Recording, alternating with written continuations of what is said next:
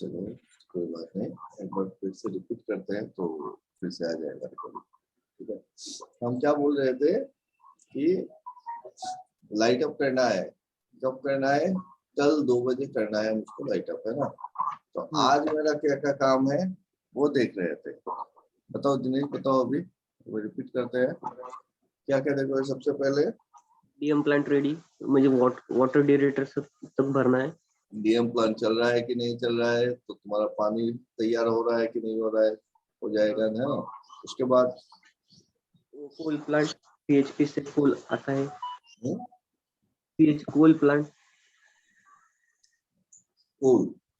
सो कोल कोल में क्या देखेंगे कि कोल यार्ड में कोयला है कि नहीं है, कितना कोयला है, कहाँ से मुझको लाइट अप के टाइम पे फीडिंग चाहिए, ड्राई कोल अच्छा कोल जो हो वही मुझको चाहिए, है ना। तो वो सिलेक्ट करके रख देंगे आज के आज कि भाई एक काम करना, लाइट अप के टाइम पे इस एरिया से कोल फीड करना है ना। वो सीएचपी, हाँ। उसके बाद bed material ready, bed material ready. Bed material को क्या करना है कि नया बेड मटेरियल, सीविंग किया हुआ नहीं। लाइट अप में कभी भी सीविंग किया हुआ बेड मटेरियल यूज नहीं करते हैं, है ना। सो नया बेड मटेरियल जो है, जितना क्वांटिटी मुझको चाहिए उतना क्वांटिटी क्या करेंगे, फायरिंग फ्लोर पे लाके रखेंगे। फायरिंग फ्लोर, फायरिंग फ्लोर पे जमा करके रखेंगे, है ना, उठा देंगे बेड मटेरियल। और फिर उसके बाद बीड BFW BFP all equipment testing, equipment का क्लियरेंस लेंगे, इक्विपमेंट का क्लियरेंस लेंगे और इक्विपमेंट का टेस्ट रन करेंगे। एक एक इक्विपमेंट का टेस्ट रन करेंगे, ठीक है। और पानी तैयार, कोयला तैयार, बेड मटेरियल तैयार, इक्विपमेंट का टेस्ट रन कर लिया, तो कल लाइट अप के लिए हम तैयार है क्या? और लाइट अप करने गए और तुम्हारे पास चारकोल ना रहा तो चारकोल देखा था चारकोल है कि नहीं है तुम्हारे पास? चारकोल रेडी किया नहीं किया ना? फिर तो लाइट अप करने गए और सब कुछ करके डीपी स्टडी करके बेड स्टडी करके बैठ गए और चारकोल ही नहीं है। समझ गए ना? समझ गए। तो हर एक चीज को हमको दिमाग में रखना पड़ता है, हर एक चीज की मुझको क्या क्या चीजें जरूरत पड़ेगी लाइट अप पे, सारी चीजें अवेलेबल हो पहले से। वो काम होता है एक शिफ्ट इंचार्ज का, एक इंजीनियर का, है ना, जो बॉयलर का जो सीनियर लेवल पर्सन है कि भाई मेरे को ये ऑपरेशन हेड जो है उनको देखना पड़ता है, ठीक है। अब देखो इक्विपमेंट मेंटेनेंस तो हो रहा है, उसके हिसाब से हम प्लानिंग करेंगे कि कितने बजे तक ये मेंटेनेंस खत्म हो जाएगा और कितने बजे हम लाइट अप शुरू कर सकते हैं, ओके। दूसरा चीज है कि बेड मटेरियल का अवेलेबिलिटी, चलो ये अवेलेबल है, कोयला अवेलेबल है, पानी बन रहा है, और हम ये जिस रेट से बन रहा है उससे हम अनुमान लगा सकते हैं कि कल इतने बजे तक मेरा 100% पानी हो जाएगा, ठीक है। तो हम लाइट अप की तैयारी कर सकते हैं कि उतने बजे तक। फिर आपने टेस्ट रन लिया, ये सब ठीक है। फिर आपने बोला कि यार मेरा चारकोल तो देखा ही नहीं, तो चारकोल को देखा कि चारकोल तो है, तो वो चारकोल लाके क्या करना पड़ेगा, उसको तोड़ तोड़ के छोटे छोटे लम्प्स में, छोटे छोटे टुकड़ा में इसको सजा लेना पड़ेगा, बनाना पड़ेगा। तोड़ के जो फाइन्स को रिजेक्ट कर देना पड़ेगा और सिर्फ टुकड़ा कोयला चारकोल जो है उसको लेना पड़ेगा, है ना। हाँ सर। बहुत मोटा टुकड़ा भी नहीं चाहिए, इसको तोड़ के क्या करेंगे, छोटे छोटे साइज में ले लेंगे। और फिर क्या करना है और क्या चाहिए, अब चारकोल भी डाल दिए, सब कुछ डाल दिए भाई, जब आग जलाने गए हो ना तो देखे कि तुम्हारा केरोसिन ही नहीं है, केरोसिन हो। अब केरोसिन की वजह से लाइट अप डिले, तुम्हारा नौकरी खतरे में। सो केरोसिन तैयार कर लो, क्यों केरोसिन के लिए नौकरी गवाते हो, है ना, या फिर सीनियर से गाली खाते हो। तो भाई केरोसिन तैयार करके रखो कि मेरे को 10 लीटर केरोसिन चाहिए, 20 लीटर केरोसिन चाहिए, और लाके ड्रम भर के रख दिए कि चलो मेरा तेल भी तैयार। अब बैठ के ना रात को सोना नहीं है, बैठ के सोचते रहो कि सब कुछ तैयार हुआ कि नहीं। कि पानी तो तैयार हो गया, मेरा कोयला तैयार हो गया, बेड मटेरियल मैंने तैयार कर लिया, इक्विपमेंट सारे टेस्ट रन है, चारकोल मेरा रेडी हो गया, केरोसिन मेरा हो गया, हाँ अब सो सकते हैं, है ना। कि अगर इक्विपमेंट सारा रेडी है, सारे लाइट चेक हो गए, हाँ तो ठीक है, कल आराम से लाइट अप करेंगे। तो चलो भाई लाइट अप करते हैं। और लाइट अप करने के लिए सबसे पहले क्या करेंगे, इक्विपमेंट टेस्ट रन हो गया, हाँ। तो पहले हमको क्या चाहिए कि मेरे को ड्रम में पानी चाहिए। जब तक हम ड्रम में पानी नहीं लेंगे, आपका आईडी बैंक चलेगा नहीं, है ना। इंटरलॉक ड्रम में अगर पानी भरना है तो मैं कौन सा पंप चलाऊंगा, सबसे पहले इनिशियल पंप चलाऊंगा। पंप से नहीं भरेंगे, इनिशियल फिलिंग पंप से भरेंगे, है ना। और इनिशियल फिलिंग पंप भी चलाना है तो मेरे को क्या चाहिए कि डिएरेटर में पानी चाहिए, डिएरेटर में चाहिए पानी। तो ये डिएरेटर का पूरा लाइन क्लियर है कि नहीं, वो तो ऑपरेटर काम है। चलो हम ऑपरेटर बनते हैं। आइसोलेशन वाल्व देखेंगे, यहाँ पे सक्शन वाल्व देखेंगे, खुला होना चाहिए। और यहाँ पे लगा होगा क्या, एक स्टेनर, सक्शन स्टेनर, और सक्शन स्टेनर क्लीन है कि नहीं है वो भी ध्यान में रखना है आपको, है ना। सो सक्शन स्टेनर क्लीन है कि नहीं है, जब चलेगा तो हम यहाँ पे इसका डीपी देखेंगे। फिर यहाँ से फिलिंग पंप से क्या करेंगे, थ्रू इकोनोमाइजर ये पानी जाएगा। और यहाँ पे एक एनआरबी लगा हुआ है, ये हमको पता है अभी। और यहाँ पे मेरा फीड कंट्रोल वाल्व है। देखो ये पूरा लाइन इसी तरीके से अगर किया रहता है ना, तो कभी भी कोई परेशानी हो रही है कि यार ड्रम में पानी नहीं आ रहा है, वो नहीं हो रहा है, तो आप तुरंत इंस्टेंटेनियस आप चेक कर सकते हो। अच्छा इस चीज को चेक करो, आपके सीनियर ऐसे ही बोलते होंगे, ये नहीं हो रहा है, एक काम करो, वो वाला डंपर देखो, वो वाला लाइन देखो, वहां पे वो भाग लगा है, वो खोल के देखो। कैसे बोल रहे हैं, क्योंकि उनका दिमाग में ये जो सर्किट है, ये पूरा सर्किट क्लियर है। सिर्फ जानने से नहीं होता है, सर्किट दिमाग पे रहना पड़ेगा।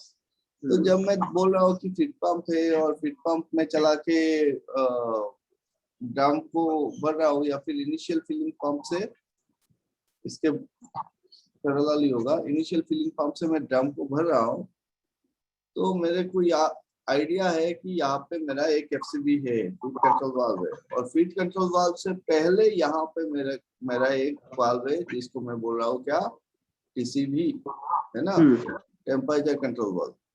तो एफसीबी और टीसीबी है। अभी इनिशियल फिलिंग पंप सिर्फ पंप चलाने से होगा, मुझको एफसीबी खोलना पड़ेगा, है ना। एफसीबी खोला, ड्रम में पानी आ रहा है, किस तरीके से भरेंगे, हमको एयर वेंट वाल्व खोल देना पड़ेगा, एयर वेंट वाल्व खोलना पड़ेगा, और बाकी सारे वाल्व्स और वेंट्स और ड्रेन सब बंद रखने पड़ेंगे, है ना। हाँ सर। और फिर इनिशियल फिलिंग पंप से इसका पानी पूरा 100% तक भरेंगे, जब तक हवा पूरा निकल ना जाए, मतलब एयर वेंट वाल्व से आपका पानी निकल ना जाए। जब एयर वेंट वाल्व से पानी निकलने लगा तो हम क्या करेंगे, पंप को बंद कर देंगे।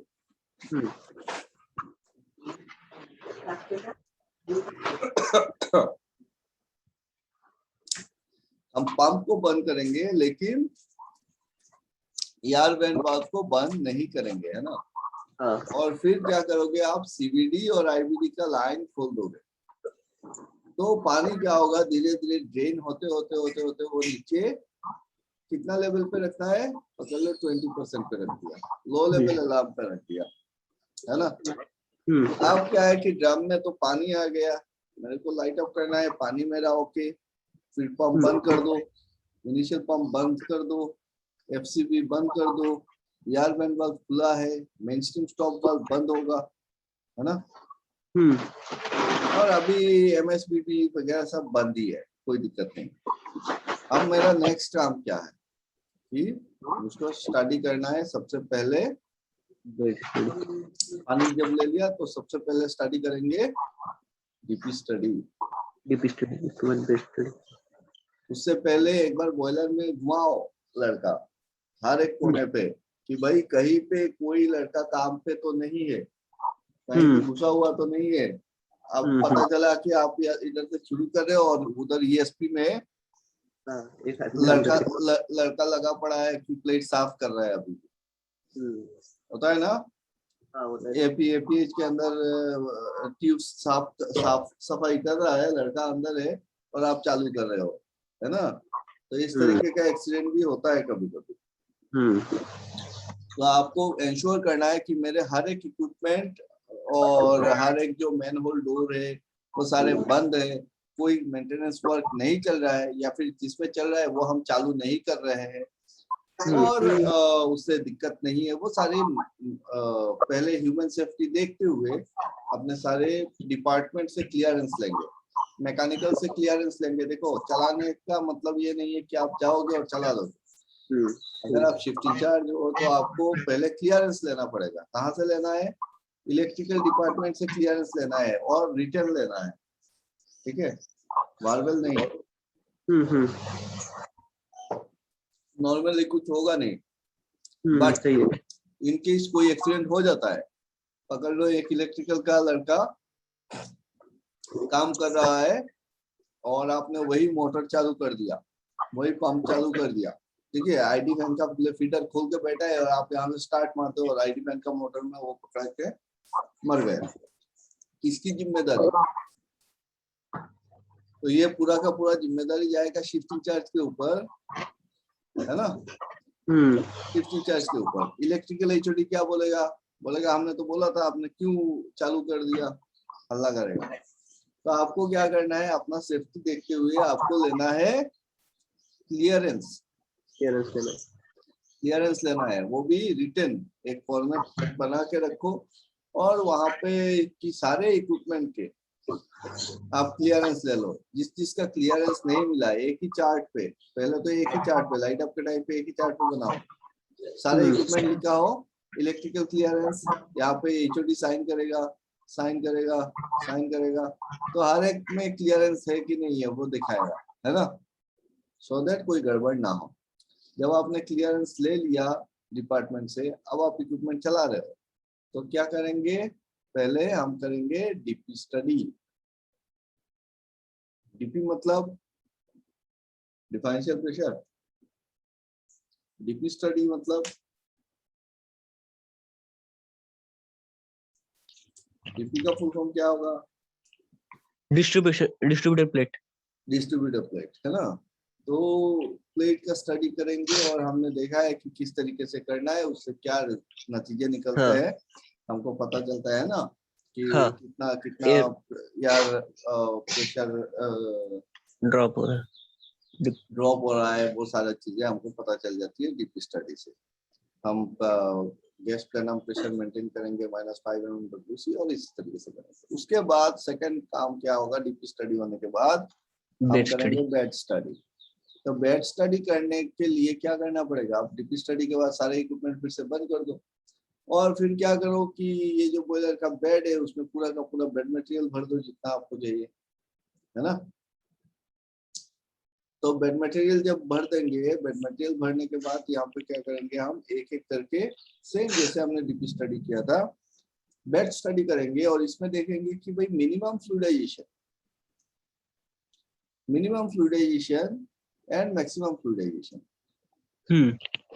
कि मिनिमम फ्लूइडाइजेशन कंपार्टमेंट 1 नंबर, सिर्फ एक ही कंपार्टमेंट चलता है, तो मिनिमम फ्लूइडाइजेशन के लिए मेरा एयर फ्लो कितना रहता है, एवरी एयर फ्लो कितना होता है ना। और क्या क्या देखेंगे कि जो आईडी फैन है, आईडी फैन का अगर डंपर लगा हुआ है सेक्शन में, अगर डंपर है आरपीसी है, तो आरपीसी का ओपनिंग कितना रखना है, यहाँ पे कितना परसेंटेज देना है एक कंपार्टमेंट के लिए। और एफडी फैन का अगर डंपर कंट्रोल है तो फिर एफडी फैन का डंपर में कितना परसेंट ओपन रखना है, तब जाके कितना फ्लो मिलता है और उतने फ्लो में मिनिमम फ्लूइडाइजेशन होता है, वो नोट करेंगे, है ना। हाँ सर। उसके बाद क्या करेंगे कि मैक्सिमम फ्लूइडाइजेशन, इसको बढ़ाएंगे और मैक्सिमम फ्लूइडाइजेशन का याद देखेंगे कि कितना आईडी पे कितना एयर फ्लो पे जाके मैक्सिमम फ्लूइडाइजेशन होता है वो चेक करेंगे, और उतना एयर फ्लो के लिए मुझको आईडी फैन कितना रखना है, आईडी फैन कितना रखना है और एफडी फैन कितना रखना है ना। हाँ सर।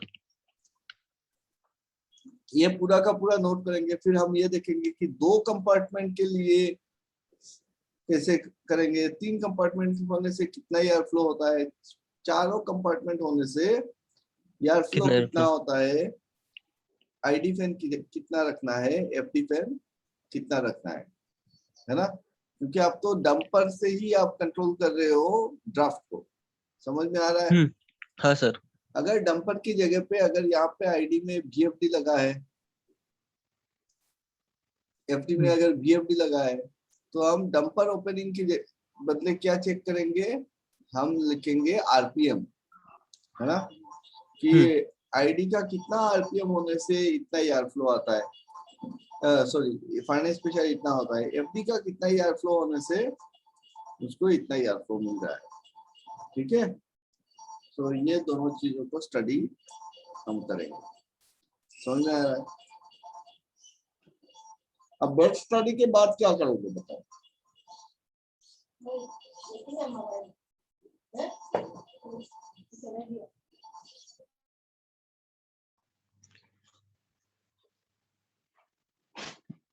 बेड स्टडी के बाद बेड मटेरियल तो फिलअप हुआ।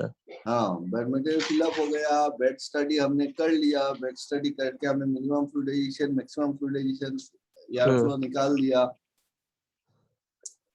उसके बाद क्या करोगे, तो अभी फिर से बंद, सारे इक्विपमेंट बंद कर दिए, ड्रम में आपके पानी है, अब कंडीशन को समझो। ड्रम में पानी भरा हुआ है, ठीक है, आपका फर्नेस में अपने बेड स्टडी कर लिया, तो बेड मटेरियल पूरा भरा हुआ है, अपने सारे इक्विपमेंट फिर से बंद कर दिए और सारे इक्विपमेंट्स के क्लियरेंस सबको मिल चुके हैं, तो कहीं पे कोई दिक्कत नहीं है ना। अभी क्या करना है, नेक्स्ट स्टेप लाइट अप करना है, तो आपको क्या डालना पड़ेगा, चारकोल, चारकोल डालना पड़ेगा। चारकोल कहाँ पे डालेंगे, सिर्फ एक first number compartment, only first compartment, lighting compartment जो है फर्स्ट कंपार्टमेंट है, उसमें हम क्या कर दिए, चारकोल डाले, और उस चारकोल के ऊपर क्या डालेंगे, केरोसिन के ऊपर केरोन plus wet charcoal, wet charcoal, क्या डाल रहे हैं, wet charcoal, wet charcoal, kerosene या डीजल में भिगा हुआ चारकोल हम डाल रहे हैं, तो वेट चारकोल दे दिए, ड्राई चारकोल के ऊपर एक लेयर, तो मेरा बेड अभी तैयार है और मैं लाइट अप कर सकता हूँ, है ना। सारे इक्विपमेंट आपने टेस्ट कर लिया, मैं टेस्टिंग पे नहीं जा रहा हूँ, ये पकड़ रहा हूँ कि all equipments are ready, all manhole doors are closed, no maintenance work is going on, है ना। तो ये सारे हमने एक चेकलिस्ट बना लेंगे, बेटर है कि हम चेकलिस्ट बना लेंगे, नहीं तो भूल जाएंगे ना कहीं पे कोई कोने पे कोई काम चल रहा है कि नहीं।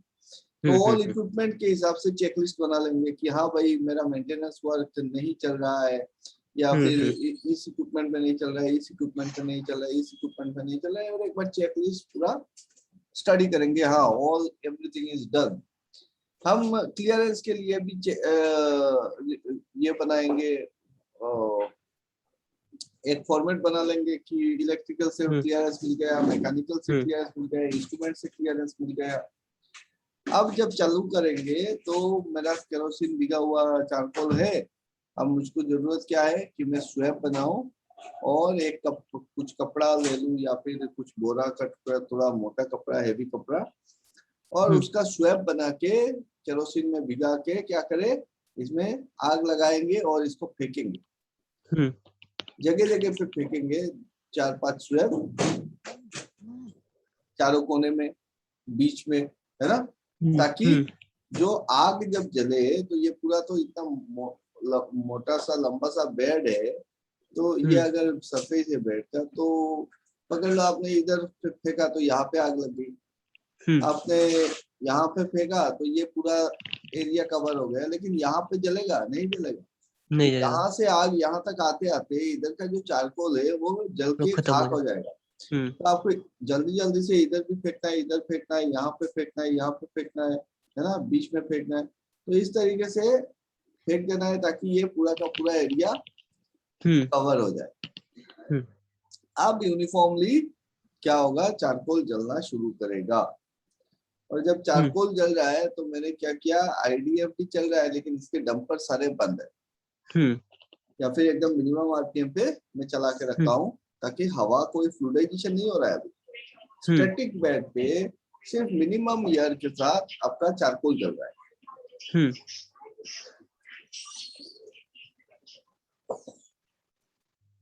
क्योंकि यहाँ पे अगर आप फ्लूइडाइजेशन का हवा दोगे तो चारकोल बुझ जाएगा।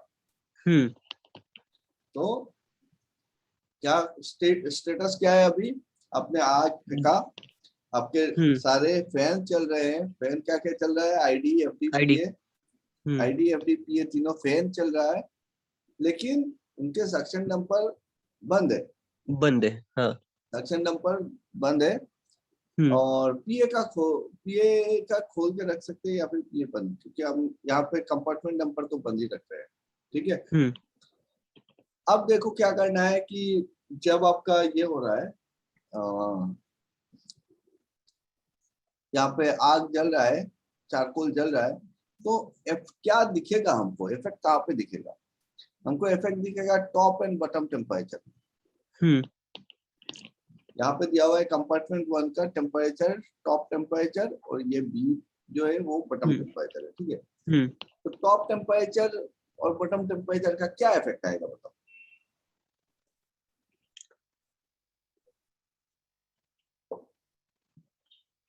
पहले फर्स्ट टाइम टॉप टेम्परेचर कम रहेगा, बॉटम टेम्परेचर ज्यादा रहेगा। अच्छा, क्यों? क्योंकि थर्मोकपल जो कोयला जल रहा है वो पहले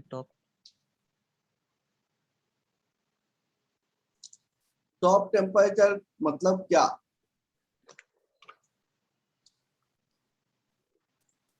टॉप टेम्परेचर का मतलब क्या?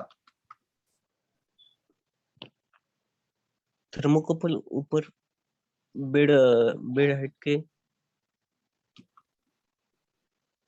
यहाँ पे टॉप टेम्परेचर अगर बोलोगे तो कौन सा टेम्परेचर हो, कहाँ पे हो?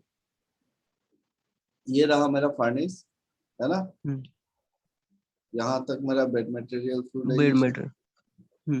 फ्लूइडाइजेशन करके यहाँ तक आएगा। ठीक है।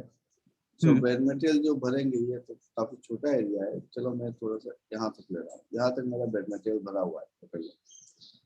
ठीक है। तो टॉप टेम्परेचर कहाँ पे होगा?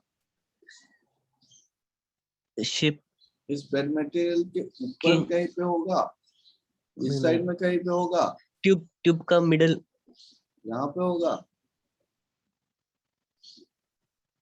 या बेड मटेरियल के अंदर होगा कहीं पे? नहीं, ट्यूब के अंदर, मतलब ट्यूब के मिडल साइज। ये अगर मेरा बेड कॉइल है तो यहाँ पे टॉप टेम्परेचर।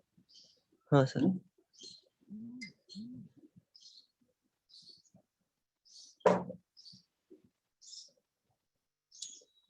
नहीं,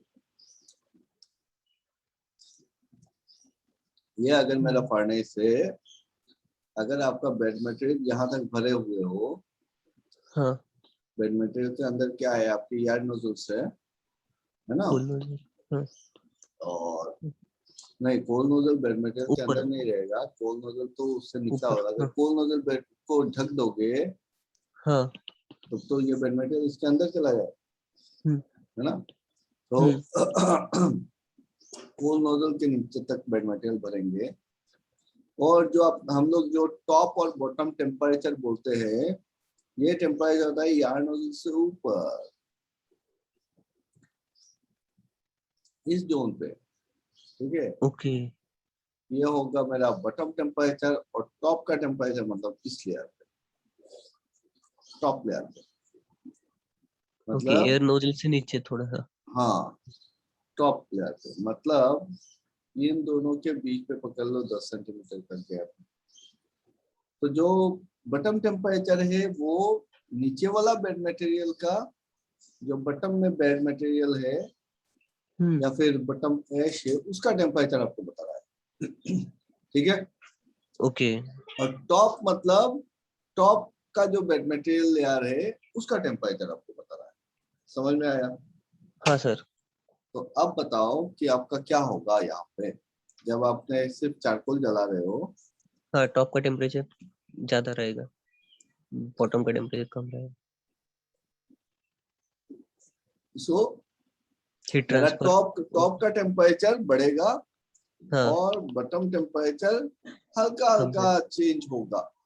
हम्म हल्का सा पकड़ लो ये दोनों। सबसे पहले इतना तो नहीं रहेगा, जब हम स्टार्टिंग कर रहे हैं तो फिर अंदर में पकड़ लो, कोई हीट नहीं है, फिर भी पकड़ लेते हैं। ये कितना है, 40-50 डिग्री का, हम्म या फिर 30-35 डिग्री ही है, एकदम नॉर्मल टेम्परेचर पे, ठंडा है ना। हम्म अब हम्म क्या हुआ, आपने जैसे ही आग लगाया बेड मटेरियल चारकोल में, तो चारकोल जल रहा है, तो टॉप का जो लेयर है वो सबसे पहले गर्म होगा, है ना। हम्म हम्म जब टॉप का लेयर गर्म होगा तो यहाँ पे देखो टॉप टेम्परेचर ये हुड़ हुड़ करके बढ़ना शुरू करेगा। हम्म ये पूरा ऐसे करके बढ़ना शुरू करेगा, स्टिप।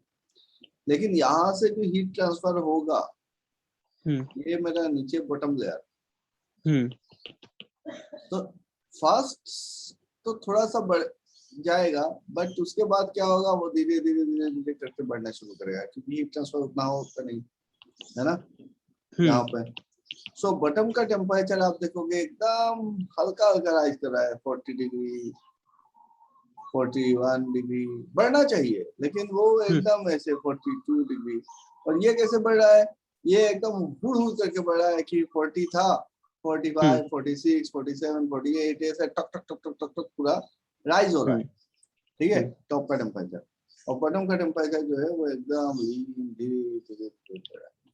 जब ये टॉप का टेम्परेचर जो है वो बढ़ जाएगा सफिशिएंट, आप क्या कर रहे हो यहाँ पे, आप इसको बढ़ा के मिक्सिंग दे रहे हो। ठीक है। हाँ। जैसे ही आप मिक्सिंग दोगे, अब ऊपर में जो चारकोल था, रेड हॉट चारकोल और red hot bed material, charcoal अभी तक पूरा जला नहीं है और बेड मटेरियल गर्म हो चुका है, इन दोनों को मिक्सिंग कर दे रहे हो। अब इस टाइम पे मिक्सिंग करो कि चारकोल जो है वो नीचे जाए तब भी जले। तो आपने जैसे ही मिक्सिंग दिया तो क्या होगा, ये शूट करेगा। अब टॉप और बॉटम टेम्परेचर दोनों एक ही साथ बढ़ना शुरू करेगा। हाँ सर।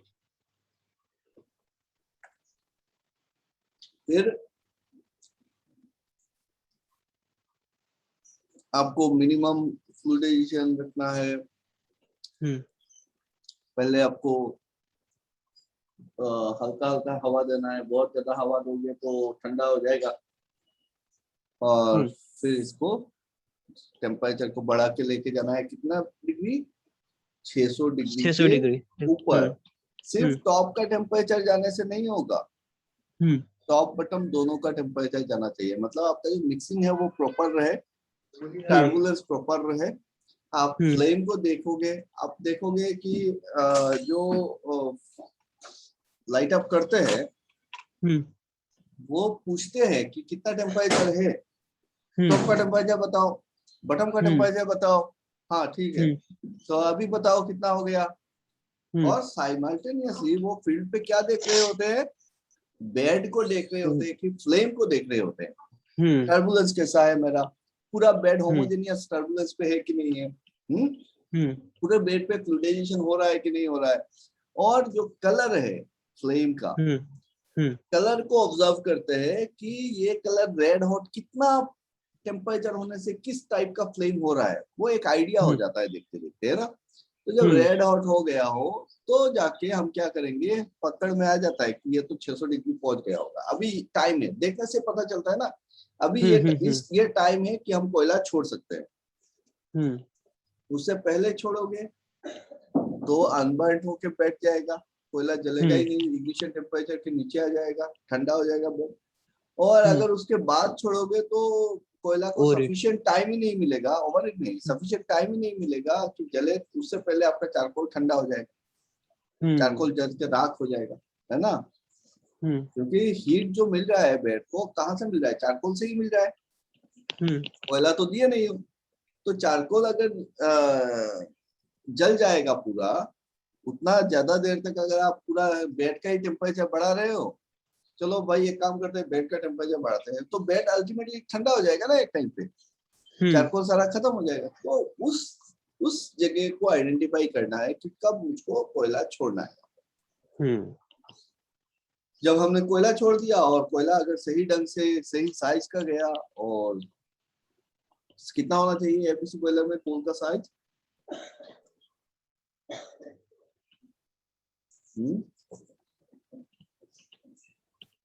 10 mm है, बिलो 6 mm, -6 mm है ना। हाँ -6 mm, ये तो बेसिक बात है। तो -6 mm का कोयला होना चाहिए, 6 mm से नीचे वाला। तो हम छोड़ेंगे, कोयले का इग्निशन टेम्परेचर 600 डिग्री, इतना टेम्परेचर मेंटेन करेंगे। अब क्या है कि ये जलना शुरू करेगा, और जब कोयला जलना शुरू करेगा तो आपका बेड का टेम्परेचर, फर्नेस का टेम्परेचर बढ़ेगा। अब ये टेम्परेचर भी शूट होगा, है ना। फर्नेस टेम्परेचर बढ़ेगा, कोयला जब जलना शुरू करेगा तो फ्लू गैस का, सुपर हीटर का टेम्परेचर बढ़ेगा, है ना। और आपको एयर हीटर इन में भी टेम्परेचर फ्लू गैस में मिलेगा, आउट में भी मिलेगा, क्योंकि अभी कोयला जलना शुरू हो गया। ओके।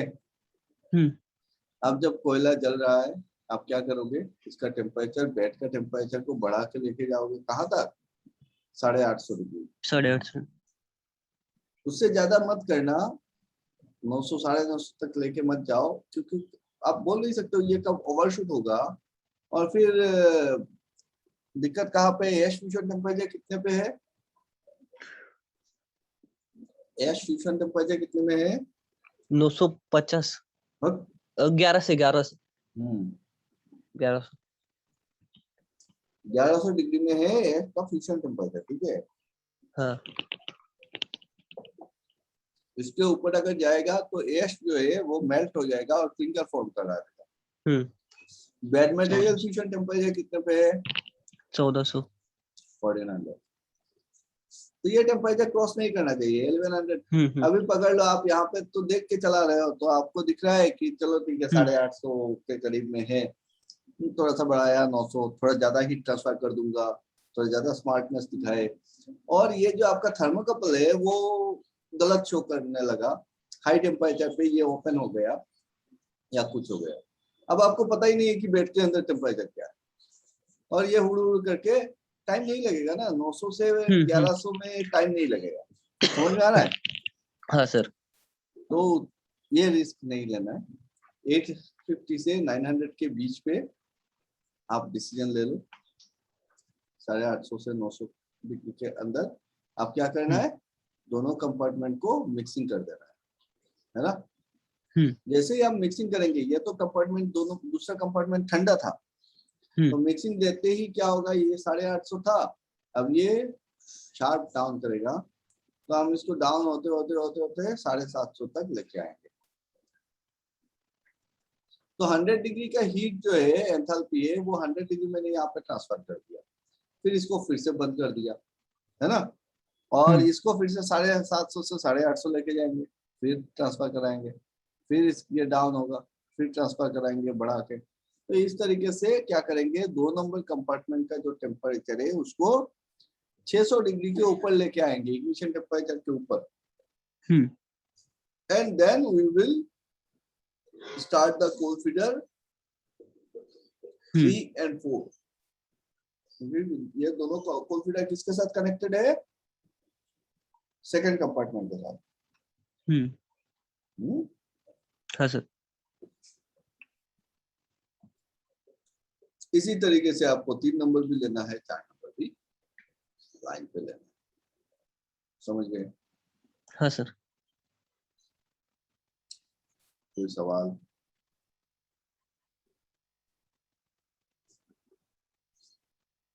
कोई भी सवाल है तो बोलो।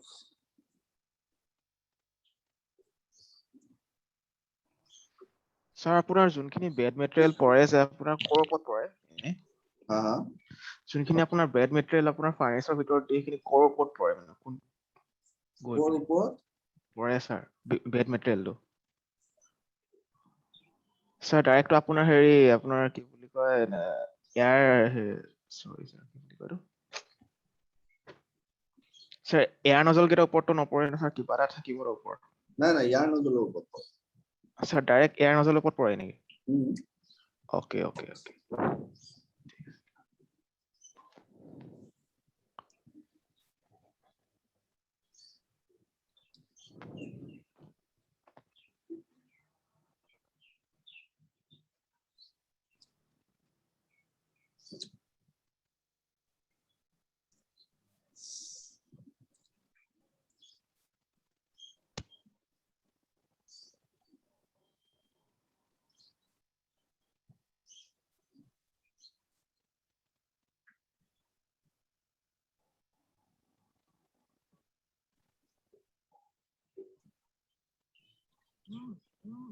ये देख रहे हो यस सर।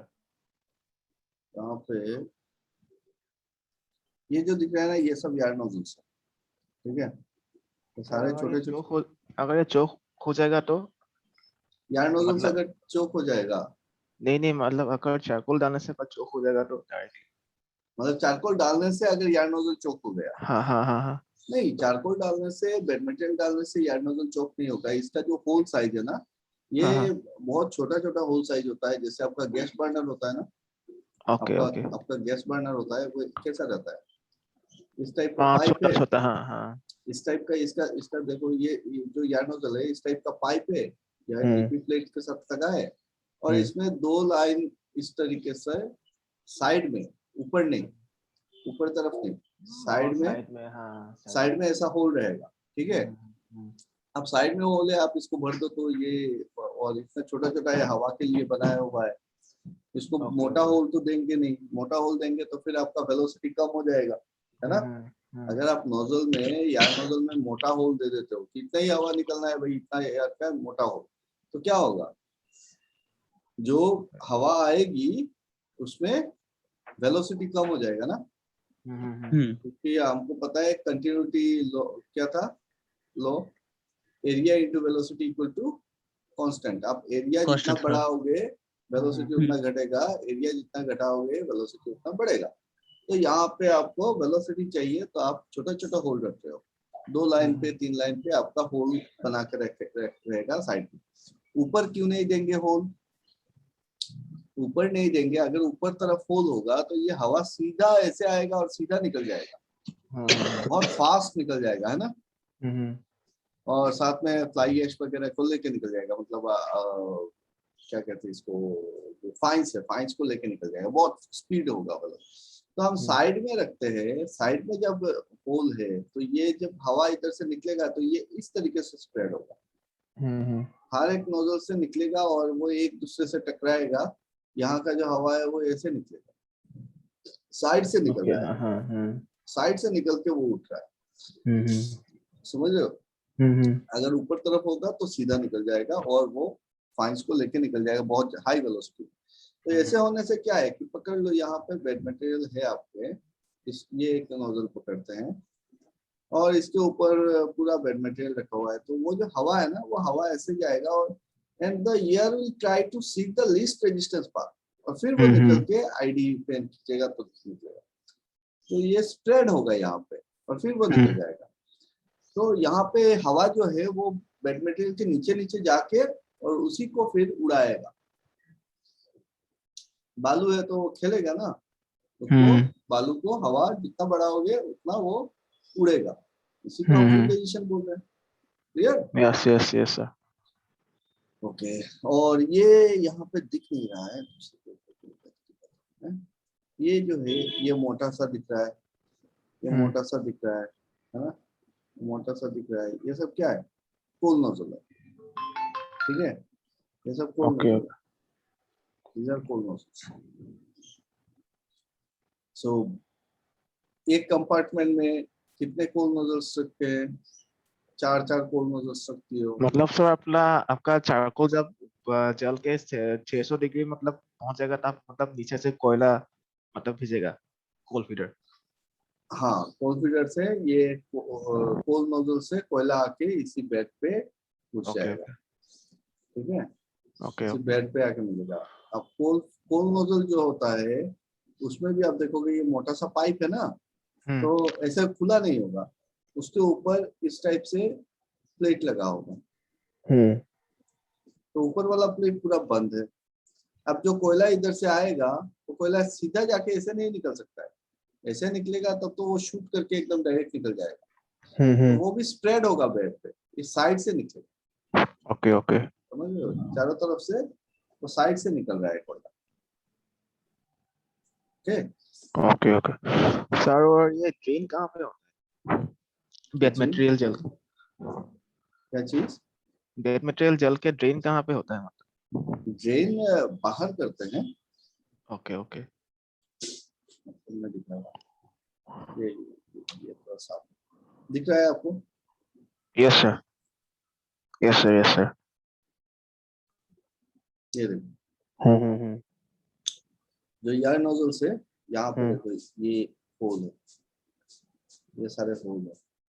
अब ये चौक होते हैं, चौक कब होंगे? जब आप चलते चलते क्या है कि बेड मटेरियल फ्यूज हो रहा है, गल रहा है, और वो सब लग के इसके अंदर एकदम जो पाउडर हो रहा है वो सब भर जाते हैं। तो इन्हीं चीजों को तो हम निकाल लेते हैं जब हम बेड स्टडी करते हैं, डीपी स्टडी करते हैं। बेड स्टडी नहीं, डीपी स्टडी जब करेंगे तो हमको पता चल जाएगा कि भाई कंपार्टमेंट में कितने नोजल्स है, मेरे चौक है।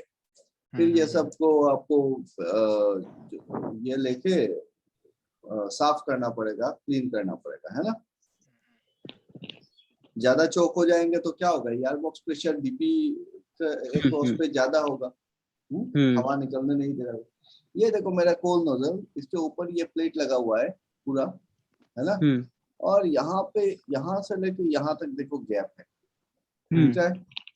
हाँ सर। इसके साथ ये प्लेट कनेक्टेड है और ये पूरा का पूरा पाइप है ना? तो इसके अंदर से यहाँ से कोयला आएगा और वो इस तरीके से निकलेगा। इधर से कोयला आएगा वो इधर निकलेगा ना, इधर से कोयला इधर से निकलेगा साइड से। तो वो बेड के ऊपर स्प्रेड हो रहा है, ऐसा नहीं है कि सीधा निकल जा रहा है, समझ रहे हो? और फिर हवा के साथ वो उड़ रहा है। Clear? Clear sir. This is your bed.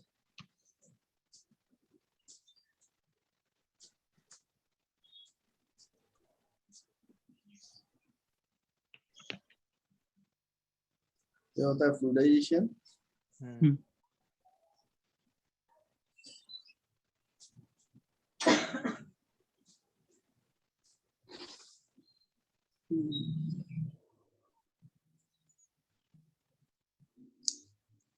तो यहाँ पे देखते हैं एफबीसी बॉयलर लाइट अप। जब लाइट अप करने जा रहे हैं तो फिर हमको सबसे पहले प्रिकॉशंस लेना है। क्या है? Inspect the boiler prior to starting and check the following. क्या क्या चेक करना है? All access doors are closed.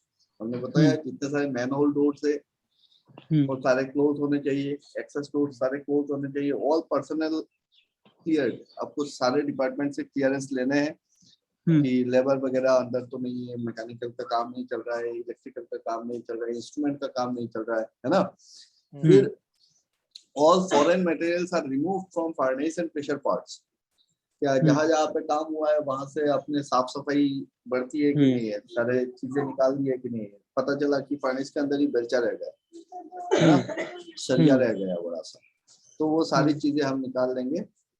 और फिर क्या करेंगे? Starting equipments and interlocks are in position.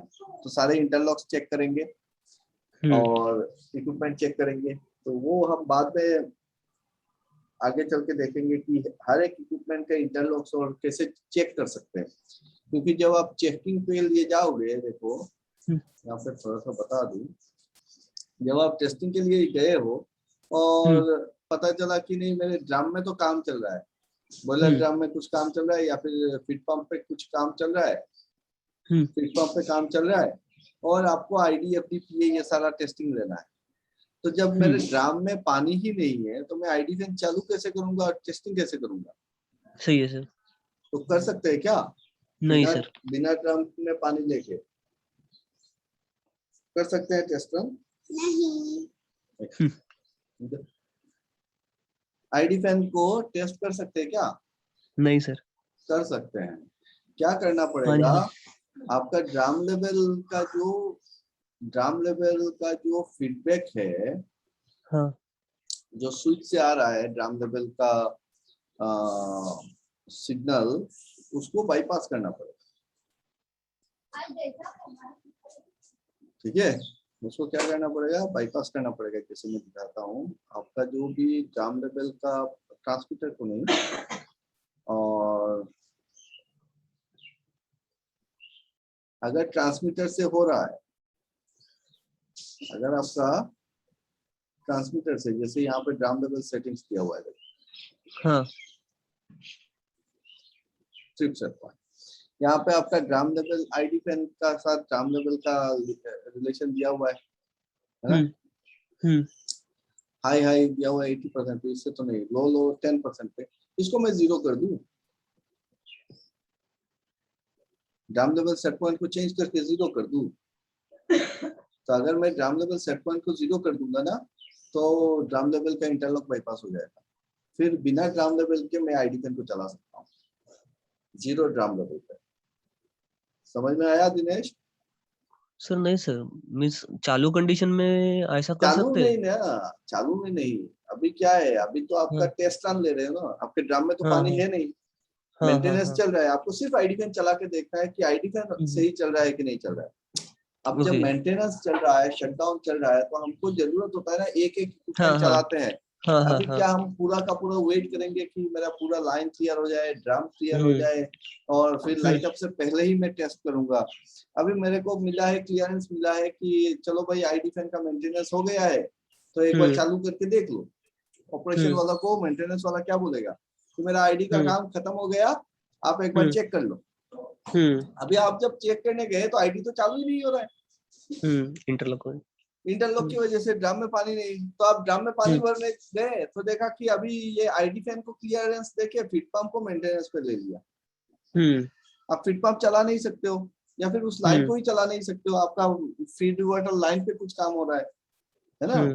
तो जब हम ड्रम में पानी ही नहीं दे सकते तो आईडी फैन को कैसे चालू करेंगे? अभी तो इंटरलॉक नहीं चाहिए ना, अभी तो बॉयलर बंद है। तो हम क्या कर रहे हैं कि ड्रम लेवल लो का जो सेटिंग है उसको हम 0 कर देंगे, लेकिन और फिर आईडी फैन को चालू कर सकते हैं, फिर आपका बाईपास हो जाएगा। लेकिन ये क्या है, ये आप चेंज नहीं कर सकते हो। आप अगर यहाँ पे जाओगे, देखो इसमें क्लिक करता हूँ, तो यहाँ से आपको कोई सेटिंग दिखेगा नहीं। कैसे चेंज करें?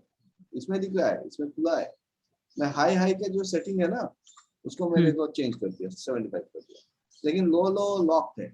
तो जितने सारे ट्रिपिंग पैरामीटर्स होते हैं वो हम लॉक करके रखते हैं इंस्ट्रूमेंटेशन साइड से, ये लॉक कंडीशन में रहेगा। तो ये इसको अगर करना है तो वो एक इंस्ट्रूमेंटेशन इंजीनियर ही कर सकता है। समझ में आ रहा है? ये आके इंस्ट्रूमेंटेशन जो कंट्रोल एंड इंस्ट्रूमेंटेशन इंजीनियर है शिफ्ट में, उसको बोलना है कि भाई एक काम कर, इसको ये लो लो है, इसको बाईपास कर दो, मेरे को आईडी टेस्ट रन देना है।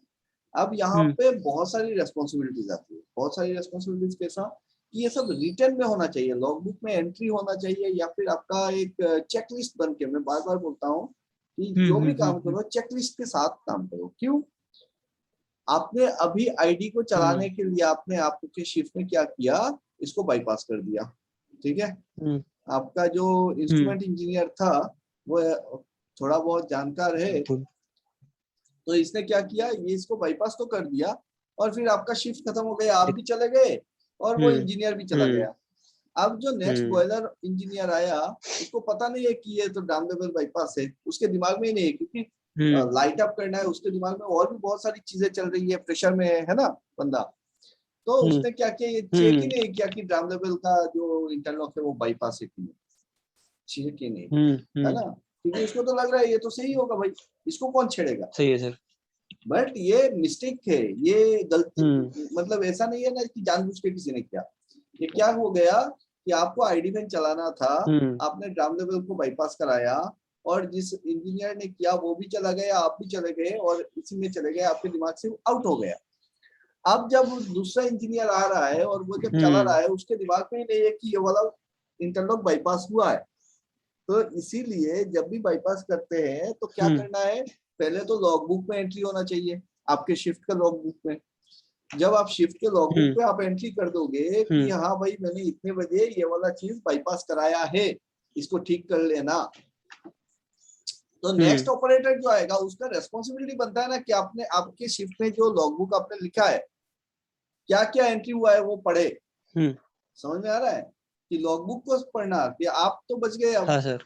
अगर उसने लॉग बुक में है और उसने अगर नहीं देखा है कि भाई मैंने तो लॉग बुक में एंट्री कर दिया था, देखो इतने बजे मैंने बाईपास किया था, है ना, और ये एक चीज, और इसको स्टार मार के रखना है ताकि उसके आंखों में आए कि ये बाईपास है, इसको ठीक करना है ना। और या फिर आपका एक अलग से स्पेशल, क्योंकि शटडाउन के टाइम पे हम चेकलिस्ट बनाते रहते हैं, तो एक चेकलिस्ट बना के कि जिसका आप सेट पॉइंट चेंज कर रहे हो उसमें कि set point change, set bypass, interlock bypass बोल के एक कागज रख लो और उसमें सारे इंटरलॉक्स लिख के रखो जो जो बाईपास कर रहे हो, ताकि लाइट अप से पहले ये सारे फिर से अपने नॉर्मल पोजीशन पे आ जाए। इंटरलॉक देखो, इंटरलॉक को कभी भी ना अपने सेफ्टी के लिए बाईपास मत करो। अपने सेफ्टी मतलब क्या है, अपना सेफ्टी मतलब ये होता है कि पकड़ लो आपका ड्राम लेवल लो हो रहा है, हाँ, और आप फीड पंप चालू नहीं कर पा रहे हो, या फिर आप ड्राम लेवल मेंटेन नहीं कर पा रहे हो, तो चलो ठीक है मेरे को आता है और मैं इसको बाईपास कर देता हूँ। इससे क्या होगा, ये आपका सेफ्टी नहीं होगा, इससे पूरा का पूरा आपका भी जाएगा और सबका जाएगा कभी ना कभी। तो इंटरलॉक जहाँ पे जो है वो इंटरलॉक काफी ज्यादा सोच समझ के और किसी ना किसी एक वजह से दिया जाता है। बहुत सारे ऑपरेटर्स होते हैं, बहुत सारे शिफ्ट इंचार्ज होते हैं, या फिर जो इस तरीके से ऊपर चले जाते हैं बिना जानकारी के भी, तो बढ़ते हैं ना, बहुत सारे पेड़ ऐसे ही ग्रो कर जाते हैं, ठीक है। तो वो अपनी पूरे करियर में क्या है कि एक ढंग से पकड़ लो, वो 15 साल से बॉयलर चला रहा है। अरे मेरे को बॉयलर का नॉलेज है। कितने साल से चला रहे हो साहब? 15 साल से मैं बॉयलर चला रहा हूँ, आज तक तो कुछ हुआ नहीं ऐसा। इसका मतलब ये नहीं है कि आपकी जिंदगी में नेक्स्ट डे नहीं होगा, चाहे वो कितना भी अच्छा ड्राइवर हो। एक ड्राइवर है जो 15-20 साल से गाड़ी चला रहा है, लेकिन 20 साल के बाद भी उसका एक्सीडेंट होता है ना, एक दिन एक्सीडेंट, एक दिन होता है, रोज होता है क्या? रोज होगा तब तो वो ड्राइवर ही नहीं है। नहीं, बराबर है सर। तो जो बॉयलर ऑपरेटर 15-20 साल से चला रहा है बॉयलर को, या फिर वो बॉयलर ऑपरेटर था, फिर फील्ड से उठ के डीसीएस चलाया, फिर वो बढ़ गया आगे और शिफ्ट इंचार्ज बन गया, और छोटा प्लांट है वो बॉयलर ऑपरेटर प्लांट हेड भी बन गया, उसमें क्वालिफिकेशन उतना है नहीं, ऐसे बहुत सारे मिलेंगे, है ना। फील्ड पे जो काम जानता है वो सीनियर बन जाता है, और क्योंकि काम जानता है तो इसको सीनियर पोस्ट भी मिल जाता है, वो शिफ्ट इंचार्ज बनेगा, प्लांट हेड बनेगा, कुछ कंपनी को काम चाहिए, काम जानने वाला आदमी को देख। अब बंदा अगर रेस्पॉन्सिबल है तब तो सोच समझ के काम करेगा, लेकिन अगर उसका जो दिमाग में प्रोग्रामिंग है वो अगर यही सोच रहा है कि इससे तो कोई मतलब ही नहीं है, ये बेकार में दे देते हैं इंजीनियर लोग, तो ये गलत है, ठीक है। अगर ओईएम के हिसाब से कहीं पे कोई इंटरलॉक दिया हुआ है तो इसका कोई ना कोई एक कारण है। जब तक आप 100% श्योर ना हो जाओ कि इसका क्या कारण है, तब तक इसको बाईपास मत करो, है ना। समझ रहे हो दिनेश? ये बहुत डेंजरस होता है, बहुत जगह पे मैंने देखा। हाँ सर, समझ। जो एक्सीडेंट होता है ना, बॉयलर का एक्सीडेंट होता है इंडिया में बहुत सारी जगह पे होता है, देखे होंगे। बॉयलर में एक्सीडेंट होता है, टरबाइन में एक्सीडेंट होता है। इसके पीछे का मेन कारण क्या है? देखो हमारा जो सिस्टम बनाया हुआ है ना, जो भी इलेक्ट्रिकल सिस्टम है, जितने सारे प्रोसेस में सिस्टम है, वहां पे इंस्ट्रूमेंटेशन के तरफ से फुल प्रोटेक्शन रहता है, किसी भी तरीके का कोई इंजरी नहीं होने वाला प्रोटेक्शन रहता है। लेकिन उस प्रोटेक्शन को मान के चलने में क्या दिक्कत आता है कि ऑपरेटर को बड़े परेशानी होती है, उसको बहुत कुछ मेंटेन करके चलना होता है, तो वो कुछ ना कुछ बाईपास करा देता है। ये मेंटेनेंस नहीं हुआ, ये ब्रेकर काम नहीं कर रहा है, चल ना यार इसका बाईपास कर दे, ये बार बार ट्रिप हो रहा है, ये वाला पैरामीटर ही बाईपास कर देता है। वो ये नहीं सोचेगा इस पैरामीटर पे अगर ट्रिप कर रहा है तो फिर इस पैरामीटर को कैसे ठीक किया जाए, मेंटेनेंस कैसे किया जाए। हम उसमें ध्यान नहीं लगा के हम क्या करते हैं, बाईपास सिस्टम में ध्यान लगाते हैं और बाईपास करते हैं। अल्टीमेट क्या होता है कि चल रहा है ना, देखा मैंने बोला था ना चल जाएगा, तो चल तो जाएगा। और 1 साल से चल रहा है, कुछ हुआ नहीं हुआ, लेकिन 1 साल के बाद एक दिन वो पर्टिकुलर पैरामीटर की वजह से फ्लक्चुएशन आया और उसके वजह से या तो वो ट्रिप कर गया, ये तो अच्छी बात है ट्रिप कर गया तो, लेकिन अगर कोई इंजुरी होती है, पकड़ लो ब्लास्ट हो गया, कुछ हो गया, इस टाइप का इंजुरी हो गया, डेथ हो गई लोगों की, तो उसका भरपाई नहीं है ना, क्योंकि एक भी अगर जान जाता है, एक लेबर ही मरता है, तो उसके साथ समझ लो उसका पूरा फैमिली मरता है ना। सही है सर। इसका रिस्पॉन्सिबिलिटी कौन लेगा। पकड़ लो एक लेबर है आपके आपने कोई बाईपास करके रखा है, जिसके चलते क्या हो गया, कोई एक्सीडेंट हुआ और उस लेबर का हाथ कट गया, तो हाथ ही ना कटा है एक लेबर का, क्या जाता है, नहीं यार, उसके साथ उसका पूरा फैमिली चला गया। तो हमारा जो इंस्ट्रूमेंटेशन के लोग होते हैं या फिर जो भी हम इंजीनियर्स है, हमारा पहला ध्यान कहाँ पे रहता है, पहला ध्यान रहता है सेफ्टी पे। जगह जगह पे आपको सेफ्टी के बोर्ड्स मिलेंगे। ये सेफ्टी बोर्ड्स इसलिए नहीं है कि आपको सिर्फ दिखाने के लिए है, सेफ्टी बोर्ड्स इसीलिए लगाया जाता है क्योंकि आपका माइंड जो है वो डाइवर्ट होता रहता है और आप कभी कभी भूल जाते हो उस चीजों को। तो आपको हमेशा ये देखना है, हाँ भाई वर्क मस्ट सेफ्टी फर्स्ट, ये सारे स्लोगन्स भरे पड़े हैं, है ना। तो वर्क तो मस्ट है लेकिन सेफ्टी फर्स्ट है। अगर काम नहीं हो रहा है तो पैसों का नुकसान होगा, अगर बॉयलर ट्रिप कर गया थोड़ा सा पैसों का नुकसान होगा, हो सकता है आपको गाली पड़ जाए, आपने गाली खाया, हो सकता है आपकी नौकरी चली जाए, आपको दूसरी नौकरी मिल जाएगी, या फिर अगर आप एक्सेप्ट कर लेते हो कि सारी ये मेरी गलती है तो फिर नौकरी भी नहीं जाएगी, थोड़ा सा आपको चिक चिक की सुनना पड़ेगा सीनियर से और सीनियर आपको बचाएगा भी। लेकिन अगर आप अपनी नौकरी बचाने के चक्कर में बाईपास करके चलाए और कुछ हो गया तो उसका भरपाई नहीं कर पाओगे पूरी जिंदगी। तो सही है सर। कभी भी कोई भी पैरामीटर है जिसको बाईपास करना है, उससे पहले सोच समझ लो कि इसके वजह से क्या क्या हो सकता है बहुत अच्छे से। अगर आपको समझ में नहीं आ रहा है तो आपके कोई सीनियर से मेंटर से आप डिस्कस कर लो कि मैं ये बाईपास कर रहा हूँ। दूसरा, इंस्ट्रूमेंट वाला अगर कोई है और वो देख रहा है तो इंस्ट्रूमेंट वालों को मैं हमेशा बोलता हूँ कि अगर आप कोई भी पैरामीटर, ट्रिपिंग पैरामीटर बाईपास कर रहे हो, कोई भी ट्रिपिंग पैरामीटर बाईपास कर रहे हो, तो आपका जो सीनियर ऑफिसर है, जैसे शिफ्ट इंचार्ज हो गया या फिर प्लांट हेड हो गया, शिफ्ट इंचार्ज के कहने पे तो कभी नहीं करना है बाईपास। शिफ्ट इंचार्ज के कहने पे कभी भी बाईपास नहीं करना है, हम कभी नहीं करते हैं। शिफ्ट इंचार्ज अगर बोलेगा कि यार मैं बोल रहा हूँ तुम बाईपास करो, तो हमारा कहना ये होता है एक काम करो आप रिटर्न में दो, आप लिख के दे दो मेरे, मैं कर दूंगा।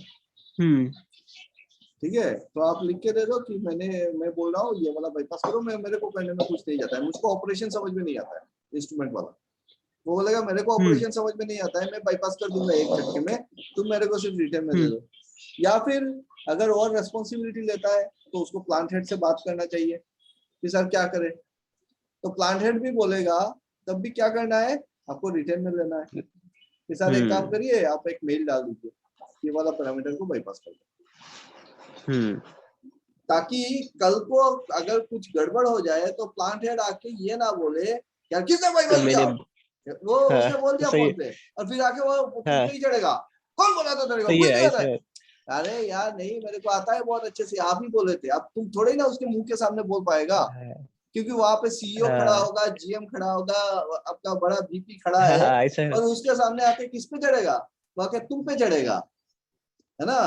वो कुछ नहीं आता है, चलाना नहीं आता है, कहाँ से बोल ऑपरेटर बन गया, बोले लात मार के निकाल देंगे, यही भाषा होती है यार, होता है ना ये, तो गेट से बाहर निकाल देंगे। होता है।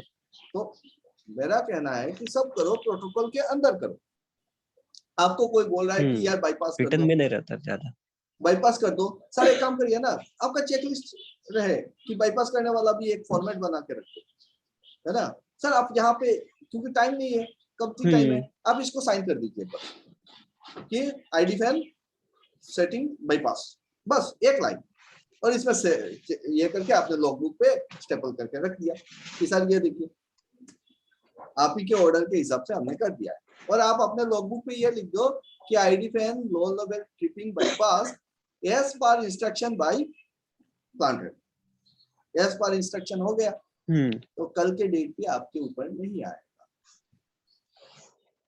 समझ में आया?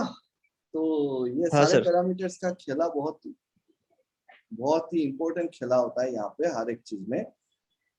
इसको बाईपास करना भी मैंने जैसे बताया, इसको आप नहीं कर सकते, इसको इंस्ट्रूमेंट वाला करेगा, क्योंकि इसमें सेटिंग क्या होता है। ठीक है, सेटिंग बताएं? नहीं बताएंगे, ऑपरेटर को ये सेटिंग नहीं बताना, नहीं तो ऑपरेटर अपने हिसाब से फिर मैनिपुलेट करता रहेगा और इंस्ट्रूमेंट वाला परेशान होता रहेगा। है ना? सो भाई देखो मोटा मोटी हो गया अभी लाइट अप। सो यहाँ पे देखो, यहाँ पे क्या लिखा है मैंने, all access doors closed, all personnel cleared, all foreign materials remove, starting equipments interlocks are in position. ये चेक कर लेना है चालू करने से पहले, है ना, कि हो सकता है इंटरलॉक्स बाईपास किया हो। फिर boiler filled with DM water above low level limit, तो बॉयलर का ड्रम लेवल फिल अप करना है ना। Then check the following equipments. Next step में क्या कर रहे हैं, इक्विपमेंट देख रहे हैं with adequate lubrication and readiness for service, कि प्रॉपर्ली लुब्रिकेशन है कि नहीं, ये वो सर्विस में कोई शाफ्ट वगैरह जाम तो नहीं है, सारा चीज चेक करना है। तो इसमें क्या देखेंगे, जितने सारे फैंस है मेरे आईडीएफडी पीए फैंस, है ना, और बीएफडी वगैरह जितना सारा कोल फीडर है, वो सारा चीज चेक करेंगे। Fuel feeder and controllers, fit pump, drives, ये सारा हम क्या करेंगे, इनका लुब्रिकेशन चेक करेंगे और रेडीनेस चेक करेंगे। मतलब एक एक इक्विपमेंट को, ऐसा नहीं है कि मेंटेनेंस होगा यहाँ ये चलेगा, हो सकता है कि वो एंड मोमेंट पे आपको धोखा दे दे। तो इसको एक बार चलाओ, चला के एंश्योर करो कि हाँ यार ये चल रहा है, इसका सक्शन डंपर खुल रहा है, पूरा खुल रहा है, गैलीवाई डंपर खुल रहा है, या फिर भाल्व है तो भाल्व खुल रहा है डीसीएस से। और एंश्योर करने के बाद चेकलिस्ट पे साइन करो कि हाँ ये सारे चेकिंग हो गए। आपने लॉगबुक में लिख दिया कि ये सारे इक्विपमेंट चेक कर लिया है, मैंने किया है, and all are running okay. Responsibility लेने में क्या जाता है, लिखो ना कि अगर चेक किया है तो फिर लिखने में क्या जाता है, हाँ मैंने किया है। फिर अगर नहीं चलता है वो देखा जाएगा बाद। फिर check dry fuel. Dry fuel कितना mm का होना चाहिए, 0 to 6 mm का, है ना। फ्यूल मतलब कोल है हमारे केस पे। Is available in the bunker, तो आपको बंकर भर के रखना है फुल। आपका जो बंकर है वो बंकर फुल रहे। The gates below the bunker are open, एक एक स्टेप करके दिया हुआ है देखो। तो बंकर के नीचे जो आइसोलेशन गेट है वो ओपन रहे। Fuel is available at feeder inlet, तो फीडर के इनलेट पे आपके फ्यूल अवेलेबल है, आता रहेगा, है ना। अभी कोल फीडर तो चला नहीं रहे, लेकिन पूरा का पूरा है और मेरा बंकर भी भरा हुआ है। इतना सारा चीज हमने चेक कर लिया बॉयलर को चलाने से पहले। Check the instrument are available, अब कंप्रेसर भी चेक करना है। तो जितना भी प्रेशर रहता है 7 kg होता है, 6.5 kg होता है, तो उतने में उतना प्रेशर है इंस्ट्रूमेंट पे, वो देखना है, ठीक है। और फिर check the below following bulbs in the drum are close. तो अभी हम बल्ब्स देखेंगे क्या क्या बल्ब क्लोज होना चाहिए। Fit control valve and it's bypass bulb, blow down bulb, CBD IBD, main stream stop bulb, drain bulb, water level goes का। तो वो सारे बल्ब्स जो है, वो सारे बल्ब्स आपको ये करने हैं। तो दीदी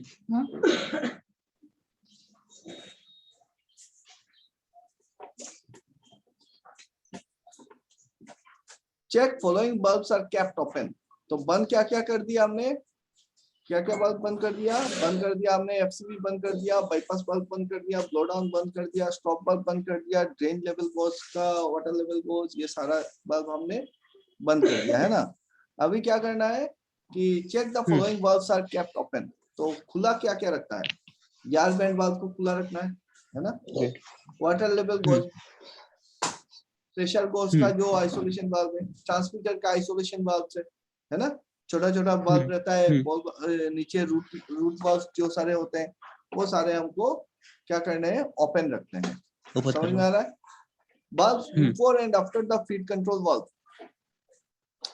तो कोई भी कंट्रोल वाल्व जो हम लगाते हैं, आपने नोटिस किया होगा कि अगर यहाँ पे एक वाल्व है मेरा, पकड़ लो ये मेरा एफसीबी है, तो कंट्रोल वाल्व के आगे और पीछे क्या रहेगा, आइसोलेशन वाल्व रहेंगे, मैनुअल वाल्व है ना, ये दो आइसोलेशन वाल्व रहेंगे और इसमें फिर एक बाईपास भी रहेगा, बाईपास सर्किट। तो ये बाईपास वाल्व तो बंद होना चाहिए, ठीक है, और ये आइसोलेशन वाल्व बंद होना चाहिए। अब बाईपास के आजू बाजू भी आइसोलेशन वाल्व होना चाहिए, ठीक है।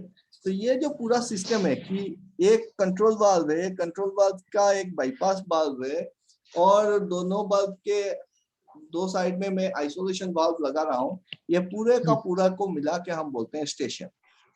ये एक कंट्रोल स्टेशन हो गया। क्या बोल रहा हूँ? Control station. कि ये अगर ये फीड कंट्रोल के लिए है तो फिर मैं बोलूंगा फीड कंट्रोल स्टेशन, अगर ये टेम्परेचर के लिए है तो टेम्परेचर कंट्रोल स्टेशन, है ना। तो इस टाइप से हम कंट्रोल स्टेशन बना रहे हैं, काहे के लिए, ताकि अगर मेरे कंट्रोल वाल्व में कुछ काम करना है मुझको ऑनलाइन, अभी लाइन चल रहा है, प्लांट चल रहा है, और मुझको ये वाल्व में कुछ काम करना है, तो मेरे पास एक ऑप्शन है कि मैं ये आइसोलेशन वाल्व्स को मैं बंद कर दूं, तो ये आइसो हो जाएगा, और इसको खोल दूं, इसको खोल दूं, और इस वाल्व से मैं मैन्युअली कंट्रोल कर सकता हूँ फिर प्रोसेस को, जब तक इसका काम चलता है ना। तो इसीलिए इस तरीके से हम कंट्रोल स्टेशन बनाते हैं। अब देखो नेक्स्ट क्या बोल रहा है कि closed check following valves are kept open। तो valves before and after the feed control valve खोल दिए आइसोलेशन को, valves on the feed line connecting to the feed pump in operation। तो फीड लाइन के जो वाल्व से feed pump के साथ वो ऑपरेट कर रहे हैं। उसके बाद क्या देखेंगे, check the bed material is filled in the furnace and fluidization study is complete। तो लाइट अप करने जा रहे हैं, उससे पहले आपको बेड मटेरियल का स्टडी कर लेना है। बेड स्टडी कर लिए हमने, फर्नेस पे फ्लूइडाइजेशन के लिए तैयार कर दिया, और बेड मटेरियल इसमें फिल अप कर दिया, है ना। सो अभी देखते हैं कि boiler filling. So before filling up, keep the vent on the drum open and close the blow down and drain valves। तो हमने एयर वेंट वाल्व खोल दिया। The filling up is done by running the feed pumps, but the rate of flow is controlled by means of FCV। तो flow को control करते हुए एकदम small amount में आप फिलिंग कर सकते हो, अदरवाइज इनिशियल पंप से, है ना। ड्यूरिंग फिलिंग आप check the operation of blow down valve and drain valve and then close them. तो जब आप बॉयलर के ड्रम को फिल कर रहे हो, पानी भर रहे हो ड्रम में, तब क्या कर दो कि सीबीडी आईबीडी को एक बार चेक कर लो कि पानी निकल रहा है कि नहीं निकल रहा है ना, और फिर उसको बंद कर दो। Boiler, the boiler is filled up completely till water comes through the drum vent and is drained to bring the water level to low level alarm। तो 20% पे लेके आएंगे, फिर जैसा मैंने बताया था वही है ना। नेक्स्ट क्या करेंगे, फ्लूइडाइजेशन स्टडी करेंगे। तो during this fluidisation studies, except for large compartments, the fuel transport yard need not be introduced as it will disturb the bed। तो जब फ्लूइडाइजेशन स्टडी कर रहे हैं तो क्या बोल रहा है कि फ्लूइडाइजेशन स्टडी के द फ्यूल ट्रांसपोर्ट यार्ड मतलब पीआईआर को इंट्रोड्यूस नहीं करना है, ठीक है। The observe the fluidization of the startup compartment by varying the airflow gradually। Mark the position of the dumpers, जैसे हमने किया है already, bed materials to begin to fluidize मतलब minimum fluidization। In the case of pneumatically operated dumpers, note the input signal PSI। चलो ठीक है, हमने क्या कर दिया, ये fluidization स्टडी कर लिया है ऑलरेडी, तो उसी के हिसाब से बोल रहा है। The onset fluidization may also be observed by plotting the bed pressure drop across the airflow। क्या करना है, एयर फ्लो को 5 mm प्रेशर पे रखना है। Measure the air box pressure P1 mmWc, आपने एयर बॉक्स प्रेशर नोट कर लिया। At the gas plenum pressure P2, तो P2 को क्या करना है, गैस प्लेनम प्रेशर कौन सा, फर्नेस प्रेशर है ना, ड्राफ्ट जो है -5 mmWc हमने रखा है, उसको ऐड कर दो P1 के साथ। तो एयर बॉक्स के ड्रॉप के साथ अगर निगेटिव है तो प्लस करो, पॉजिटिव है तो माइनस कर दो, है ना। तो गैस प्लेनम प्रेशर को प्लस कर दिया, drop across the distributor plate. तो this is giving me the drop across the distributor plate जो हमने डीपी स्टडी किया था।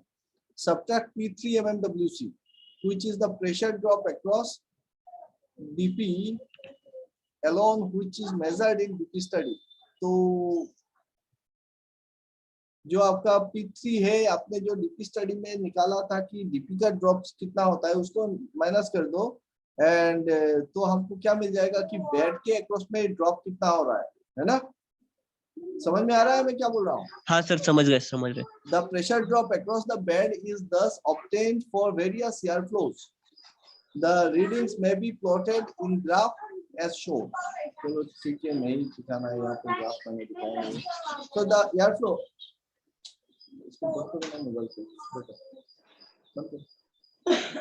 so the air flow at which fluidization starts is noted, मतलब minimum fluidization. This value is maintained for the purpose of mixing at the time of startup. Once the fluidization study is completed, the fans shall be switched off and boiler shall be taken for light up. The boiler light up is done using charcoal and kerosene. A fixed quantity of dry charcoal is spread uniformly over the startup compartment. A kerosene mixed charcoal is uniformly spread over the bed. Okay.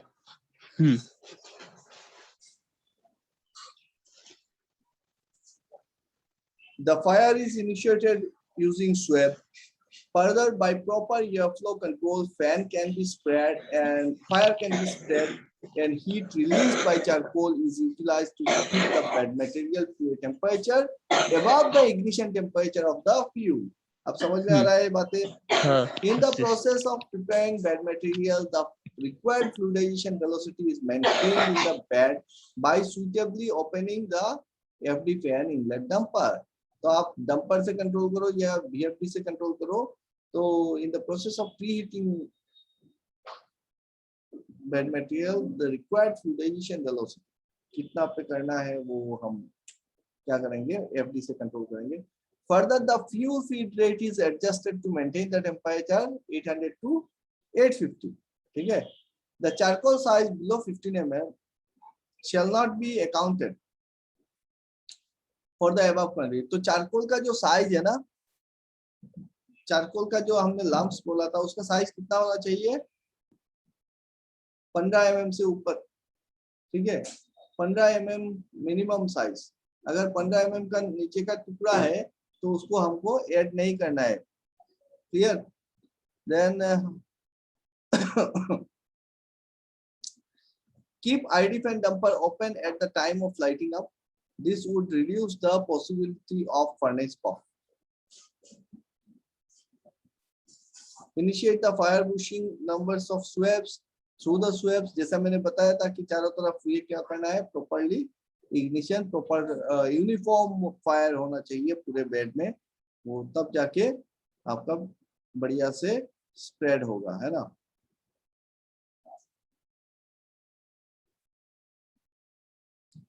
तो ये एक startup parameters का एक ये बना सकते हो आप, जो आपके मैनुअल, जो बॉयलर मैनुअल होगा उसी में दिया रहेगा, वहां से आप देख सकते हो कि आपको बेड हाइट कितना मेंटेन करना है। सो 300 mm फ्रॉम डिस्ट्रीब्यूटर प्लेट। तो डिस्ट्रीब्यूटर प्लेट से आपको कितना mm का बेड हाइट चाहिए, 300 mm का बेड हाइट चाहिए भाई। बेड मटेरियल साइज क्या होना चाहिए, तो बेड मटेरियल साइज जो है वो 0.85 से 2.38 mm के बीच में होना चाहिए।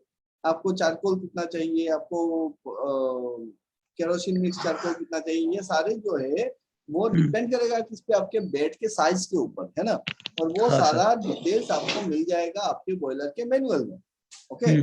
सो जो हर एक बॉयलर का अलग अलग होगा ये पैरामीटर, लेकिन जैसे पीए हेडर प्रेशर हो गया तो वो 1100 से 1200 mmWc के बीच में ही रहेगा। बिफोर मिक्सिंग, मिक्सिंग टेम्परेचर कितना होना चाहिए? 850 होना चाहिए, जैसा मैंने बताया था, है ना। हाँ। और मिक्सिंग एयर फ्लो कितना होगा ये आपके बेड के ऊपर डिपेंड करेगा, उसके हिसाब से आपको निकाल देना है कि कितना में, ये तो बेड स्टडी जब करेंगे तो हाँ। मिक्सिंग एयर फ्लो निकल जाएगा। फिर bed temperature before fuel feed, कि बेड का टेम्परेचर कितना है ना। और 600 डिग्री मिनिमम होना चाहिए, नहीं तो वो जलेगा नहीं कोयला। फिर उसके बाद कंपार्टमेंट ट्रांसफर करना है, जैसा मैंने बताया था कि ग्रेजुअल को एक एक कंपार्टमेंट को बढ़ा के लेना है और फिर मिक्सिंग देते देते आपका टेम्परेचर बढ़ाना है, 600 डिग्री तक लेके जाना है दूसरा वाला, और फिर इसमें चारकोल छोड़ देना है। ओके, सो आज के लिए इतना काफी है ना। हाँ सर। Okay sir. मजा आया? हाँ yes sir. Sir, yes sir. चला के मजा आ रहा है? सर हमारे एक डाउट पूछना था। हाँ बोलो। सर हमारे कंपनी में इंटरलॉक खुद चेक करते, तो चेक लिस्ट आते, तो रनिंग कंडीशन में हम कैसे चेक कर सकते जो पैरामीटर इंटरलॉक मान लो, या एफडीआर फैन चल रहा है क्या, उसका चेक रनिंग कंडीशन में हम कैसे चेक कर सकते हैं? मैं समझा नहीं अभी तक। Running means running condition, boiler running condition में फैन चेक, पूरा चेक लिस्ट आता है कि फैन कैसा चल रहा है कि नहीं, tripping points, tripping parameter check करते, तो वो कैसे कर सकते? नहीं, आपका अगर एफडी फैन चल रहा है, ठीक है, और उसमें अगर आप बोल रहे हो कि ट्रिपिंग हो रहा है कि नहीं हो रहा है, ट्रिपिंग हो जाएगा क्या फर्नेस प्रेशर पे, तो ये चेक नहीं करते हैं कि वो नॉर्मल चेक लिस्ट है कि आप चेक करके देखो कि मेरा ये जो फैन है वो इन लाइन है कि नहीं है, आपका जो पैरामीटर है वो कहीं बाईपास तो नहीं है, वो सेट पॉइंट है कि नहीं, वो सब चीजें देखते हैं। आप रनिंग में थोड़ा ही ना इक्विपमेंट ट्रिप कर रहा है कि नहीं कर रहा है वो डायरेक्ट देखते हैं, वो देखोगे तो वो ट्रिप ही कर जाएगा। तो वो मैं समझा नहीं क्या मींस जो सेट पॉइंट दिए हुए थे, मान लीजिए वो सेट पॉइंट पे है कि नहीं वही देखते हैं। नहीं वो चेंज तो नहीं हो गए, किसी ने चेंज, जैसे मैंने दिखाया था, कहीं किसी ने चेंज तो नहीं कर दिया, वो चेक करते हैं। ओके, तो वो देख के आपको लिखना है कि हाँ भाई सेट पॉइंट इतना था, इतना ही है। आप उस सेट पॉइंट पे ये ट्रिप करेगा कि नहीं करेगा। अभी ये पकड़ लो, आपका दिया हुआ है कि बॉयलर का मेनस्ट्रीम प्रेशर, मेनस्ट्रीम टेम्परेचर अगर 510 डिग्री होता है तो टरबाइन ट्रिप कर जाएगा। तो आप क्या उसको 510 डिग्री लेके जाओगे और फिर टरबाइन ट्रिप करके लिखोगे रिपोर्ट में कि भाई हाँ यस पे लेके गए थे तो इक्विपमेंट ट्रिप कर गया, तो नहीं ना ऐसा करेंगे। समझ में आया? हाँ तो सर। जहाँ पे ये वाला बात है कि ट्रिपिंग को चेक करने वाला बात है कि ये ट्रिप कर रहा है कि नहीं कर रहा है, तो उसमें आपको देखना है कि ये जो ट्रिपिंग पैरामीटर्स है उसके साथ सेट पॉइंट अपनी जगह पे है कि नहीं, ठीक है। और ट्रिप सिस्टम काम करेगा कि नहीं। मींस मेरा कहने का मतलब ये था सर, लो लेवल अलार्म वो चेक करते हैं ड्यूरिंग कंडीशन में, low level alarm, high level alarm जो आता है, तो वो मींस मान लीजिए उसका ड्रम लेवल का 20% है, तो ड्रम लेवल का लो लेवल अलार्म और हाई लेवल का अलार्म वो चेक करते हैं, वो कैसे करते वो नहीं मालूम सर।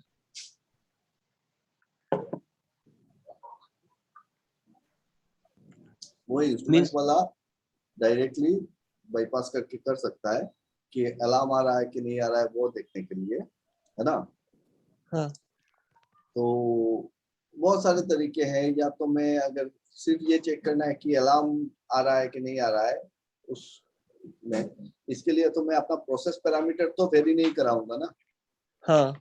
तो मैं सेट पॉइंट को वेरी करके देख सकता हूँ कि अलार्म सिस्टम ठीक है कि नहीं है, ठीक है। जितना भी पकड़ लो, आप ट्रिप सेट पॉइंट नहीं देना है भाई, हाँ वो तो नहीं लेते। ट्रिप सेट पॉइंट नहीं देना है। हाँ अलार्म का है तो हाँ। अलार्म वाला सेट पॉइंट जो है उसको वेरी करके जो भी जितना चल रहा है उसके ऊपर लेके चले जाओ।